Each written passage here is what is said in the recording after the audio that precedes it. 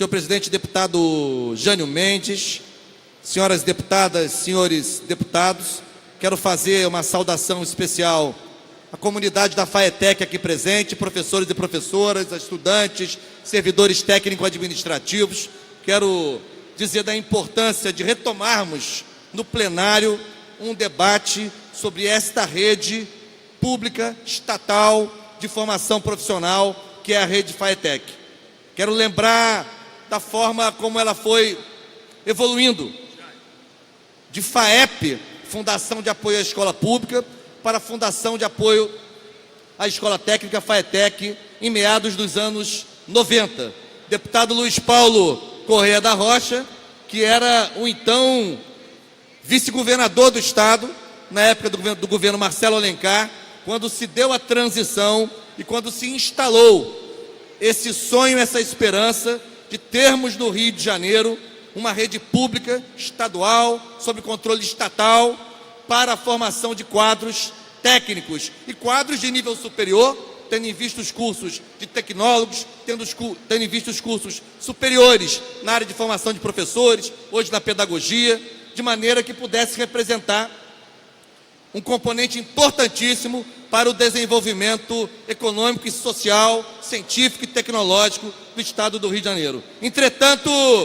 desde 2015, quando iniciamos esta legislatura, nós temos deparado com temos feito sucessivos debates face à situação de verdadeiro desmonte, desmantelamento praticado pelo desgoverno estadual, que atinge as universidades estaduais, que atinge a FAETEC, que atinge a Fundação CCERD, que atinge também a rede SEDUC. Na verdade, vivemos um momento de violenta negação do direito à educação no Rio de Janeiro, sob várias formas. E a FAETEC tem sido profundamente atingida. Já vinha sendo atingida, aqui já se disse, eu quero abraçar e cumprimentar o meu colega e amigo, deputado Flávio Serafini, já vinha sendo atingida, Flávio, quando, no quadriênio passado, gestão Cabral, depois Pezão ainda, o compadrio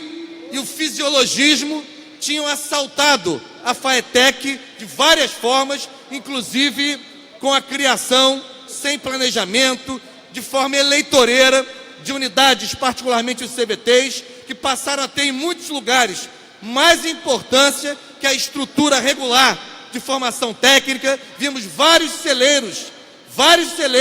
de formação profissional no Rio de Janeiro ligados à FAETEC, como por exemplo Henrique Lage, como por exemplo Visconde de Mauá,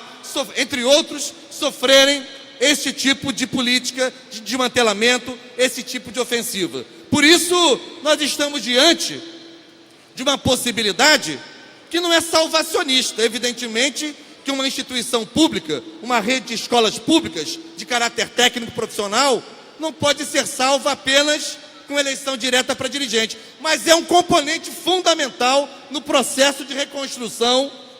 no processo pelo qual a gente pode reescrever a história da FAETEC. E aí eu quero lembrar, que falo de um lado como deputado, na minha condição circunstancial de deputado do Rio de Janeiro, mas falo também da minha condição permanente de professor da Universidade Federal Fluminense, que foi eleito e reeleito para dirigir a Faculdade de Educação da Universidade Federal Fluminense, lembrar experiências muito bem-sucedidas, como será também a da FAETEC, de instituições públicas de educação que foram evoluindo, foram amadurecendo, foram avançando nos processos participativos de seus professores, de seus estudantes, de seus servidores técnicos administrativos e alcançaram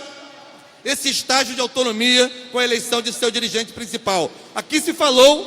da situação das universidades. Nem sempre as universidades tiveram seus reitores eleitos. Nem sempre foi assim. É a partir de meados dos anos 80, particularmente com a eleição do professor Horácio Macedo na UFRJ, que as universidades públicas no Brasil começaram a escolher de forma direta os seus reitores. Nem sempre foi assim na Fiocruz, nem sempre foi assim no Colégio Pedro II. Entretanto, essas instituições avançaram e hoje têm consolidado esse modelo que é fundamental para enfrentar o compadrio, enfrentar o fisiologismo e avançar na implementação de políticas de longo prazo, políticas duradouras, políticas longevas, políticas de Estado, portanto, no caso em relação à educação profissional. Por isso, independentemente de emendas que possam alterar o projeto, possam aperfeiçoar o modelo proposto, é fundamental que ainda nesta legislatura a gente possa dar esse passo, que é garantir, como tem o Colégio Pedro II, como tem a UERJ, como tem a UENF, como tem a UESO, como tem toda a rede federal de ensino superior, como tem toda a rede federal de educação técnica e profissional do deputado Carlos Osório, todos os institutos federais do Brasil, o IFRJ aqui no Rio de Janeiro, o Instituto Federal Fluminense também no norte do estado, tem os seus dirigentes eleitos. Por que não a FAETEC? Por isso eu quero dizer em alto